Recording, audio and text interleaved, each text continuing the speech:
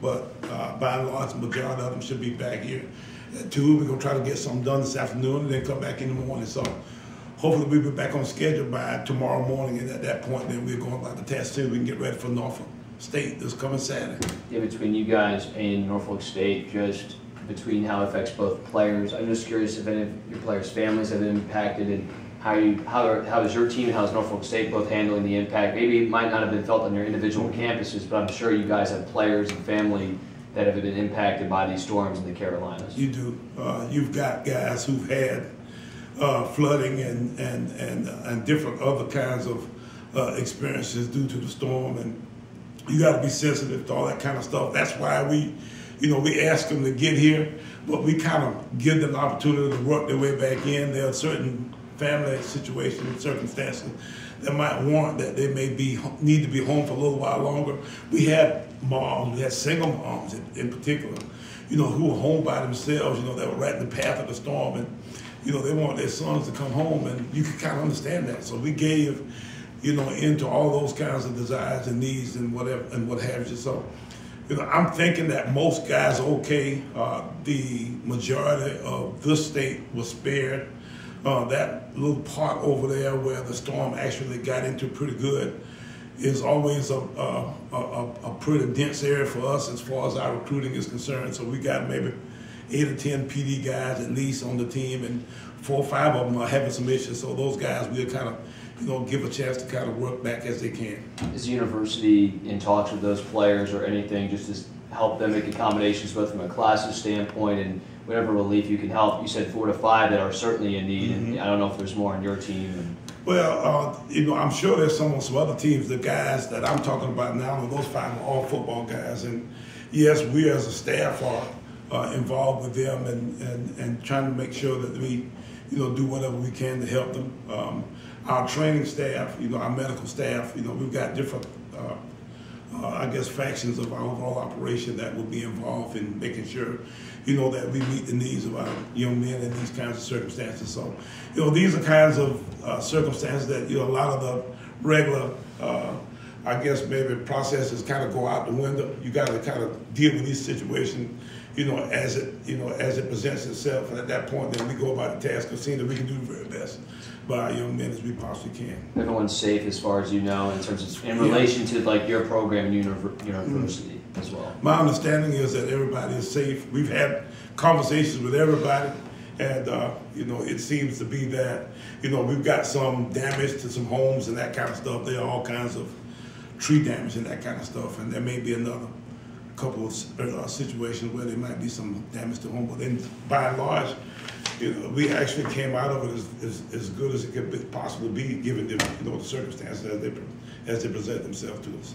Coach, going into this week, because of everything that's going on, do you think it's maybe harder as a coach to kind of get the team ready, or do you think because there was some time off and maybe guys are more excited to get back on the field, and get back to some normalcy? Yeah, I think a little bit of both. Joe, we actually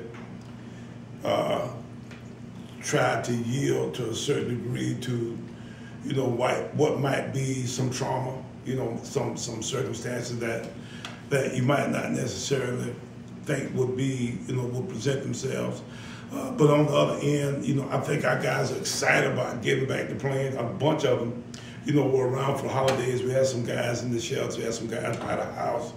We had guys all over the place for the duration of that weekend. And, they were all over there Saturday talking about, what, man, we could have played. Well, the circumstances were such that you didn't necessarily have the support that you needed. And that's part of the deal that you don't sometimes understand. So I can tell you that, our guys are excited about being back to play. We've played 2 games now, in a pretty long period of time, I guess now. It's a little bit of a strange deal on both ends because Norfolk's only played a game and maybe a quarter, which is a little bit of a strange deal for them. They had a lightning storm at the back of their game that went on so long until they finally decided just to kind of just go ahead and call it a game. So they played Virginia State their first game of the year, and then their second game only went, I think, maybe 17, 18 snaps on both sides of the ball, a little over a quarter. So, they played less than us. They played Virginia State, a game that they won, and they played JMU. And I think everybody knows what kind of team JMU's got. So, they were able to play just that little bit of time. So we don't get nearly as much information on them as we like because of the fact that, that they missed a game. And then we both missed this game this past Saturday. I think, they were supposed to go to Liberty. And, of course, we had North Carolina Central here. That game was postponed also. So it looks like we're going to both be kind of feeling for it a little bit because of the fact that it's been so long since we played and we hadn't played very much. Buddy, what differs with this week compared to maybe a regular bye week? Because I think some people look at it as, all right, you guys had a week off, but the difference is you guys are getting ready for a team. Now it's on to a different game. Well, the first part is that we actually practiced for North Carolina Central all the way through last Tuesday, Wednesday, somewhere in that neck of the woods. And when we finally figured out that we weren't going to play, then, we started scattering, not necessarily because we had a week off, but because we were trying to get covered. It's a little different kind of circumstance than when you got a week off prepared, guys got all kinds of trips planned, all kinds of things that they put together when they know they got a bye week in advance. So, at this point, we had guys trying to find places to go.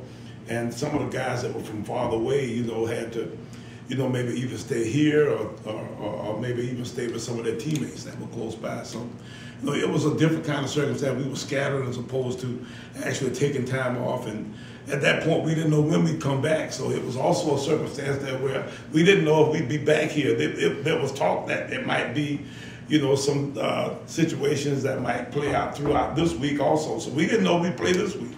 So it was a little bit of a deal where, we were just trying to play it by ear, and that's a lot different deal than when you know you got a planned open week.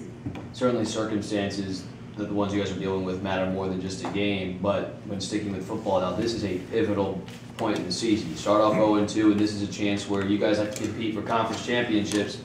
It's a good chance to get off to the right foot against Norfolk State. It is, and that's a little bit of another strange nuance in this schedule, in the fact that, yes, we are playing Norfolk, and yes, they are a conference team, but this game doesn't count in the conference standards. How about that deal? Because Norfolk technically was not on our schedule for 2018, but what happened was we replaced the Hampton game with the Norfolk and the FAMU game, so both those games are on our schedule. But we only counted this year, 7 conference games in our conference schedule. So that's a little bit of a different deal this year than in the previous year. So yes, we played Norfolk and we need to win, and we need to win bad. But the Central game last week was a conference game. This game this week is not a conference game. And then we're going through the rest of the season playing the way we do, and then at the end of the year we go to FAMU. FAMU's not a conference game either. So both those games are games that we put in there as non-conference games that we actually play as conference teams. How'd that come about? You just need to get into the schedule? Yeah. Well, what we did was, because we had those spots that Hampton was in our schedule, then we went about the task of filling our schedule in ways where it gave us an opportunity to use a regular conference team as a non-conference game. Ordinarily, we'd have a certain amount of conference games. I think we ordinarily would have like 8 conference games this year, because we got one less team. We played seven conference games, and because of that, we get this opportunity. We got some teams still in the league that may not have 7 conference games. So if that be the case, then it wouldn't make sense for us to have 9 conference games when somebody else in the league might have 7. So the minimum number, the actual minimum number of conference games that you gotta have has got to be 7. Do I have that right, Kendrick? Yeah. You hit it on the nail. On there, it would have been 8. Yeah. But this year, because of that deal, we ended up having a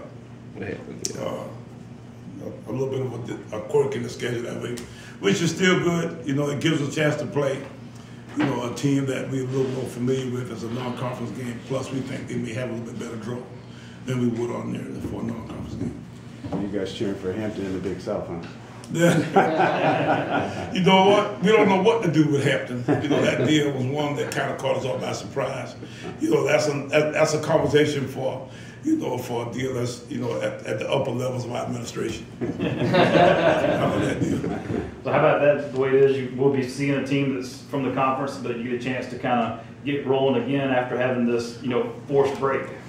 Yeah, well, I'm just glad to be playing a game. And at this point, I don't care if it was, Marla Putz and, and her 3 sisters. We got to have, a football game. And, I wish we had maybe like a Division 4 team coming in here, somebody that we could actually have a chance to beat up on a little bit. But, that's not the case. And the last time Norfolk was here, they beat us. I think it might have been in 2016. They beat us 13-10. So not only they beat us, they're a tough defensive team, and they're still pretty good on defense, coach. Latrell Scott's a big defensive guy, and he generally gives us a lot of issues. Yes. I'm sorry, but with the timeout, do you think, I don't know, at all the guys like in tune though, like list with like mental reps at all for the guys that maybe that were here in town, able to do like any mental reps at all? Or? Not really. But when you say mental reps, we talk all the time about every rep is yours. When you're in practice and you see a guy doing something, that's your rep too. So you take information from what's being said to that guy to mold your own actual participation in that particular play. So yeah, let's hope that we got some thought kinds of reps that way. But let me tell you what happens. These guys, when they get away, they get away, and you can pretty much bet that that they've been pretty much, thinking about all the final things in life, for the last 3-4 days. The good thing about it, though, is that we got all these new highfalutin video deals that they can actually see practices and watch some game film, so they could see Norfolk State on film on their cell phones and that kind of stuff. So we've got that capability, and we'll actually go in at some point or other and check to see who watched that much film. Now, whether that does them any good or not, we'll see when they get back to practice this coming day. One of the things that was a little bit of a concern is the fact that you didn't know if you're going to play Norfolk or not. So a lot of what you do that way, you don't necessarily know, exactly how it's going to sort out when you kind of prepare for the hypothetical. The one thing we do though is that they can watch practice tape. They can watch when we were practicing the last time and see some of the things that went on there and see how they did in some particular skill or what have you. And that might be something they can use to, continue to sharpen their skills and to get some reps that way. But the bottom line is most of these guys, once they leave the practice field, you need to get them back in here and sit them down in front of the deal and show them what you want to show them and talk them through it, because otherwise they move on to Xbox 360 and all that kind of stuff. That might be their reps.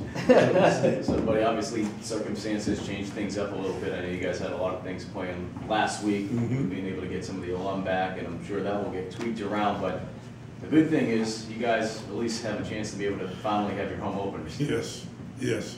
The fact that we get a chance to finally come home and play a game, is something that, that we really, really needed. And, the player team, supposedly that's kind of similar to us is also important. So, you get that opportunity now. We thought we were going to get it last week. I'm just glad it's here. It's been a long time coming now. The fact that we've gotten this long layoff is something that we got to really, kind of put our guard up for. We don't necessarily need to come out there flat and that kind of stuff. And we've had instances after open weeks that we hadn't played quite as well. We were playing better before. We were playing all right. I don't think we got any real reason to say that, man, boy, we were rolling. And we need to keep playing. So, the fact that, we were off, I think might be something that we can use to our benefit. Let's hope that the practice from last week, added to the practice from this week, will give us a chance to be better. And then as we develop these guys, then we should be, showing some sign of the extra practice that we have coming into this week's game to see if we can play somewhat better this week. I was just going to say, was it 2 years ago that you guys had the hurricane that canceled the home opener? And I think we've had. You guys every year there's a storm. I think we've had 3 years now. I'm trying to remember what year was it. Last year, or 2 years. The first month, you guys didn't even have a home game. You guys didn't have your home game until we lost Charleston Southern last year. 2 years. Yeah, it was 2 then years. The year before that, we lost Bethune-Cookman, and I think all 3 years it was our home opener. No, you're good. Yeah, which is really.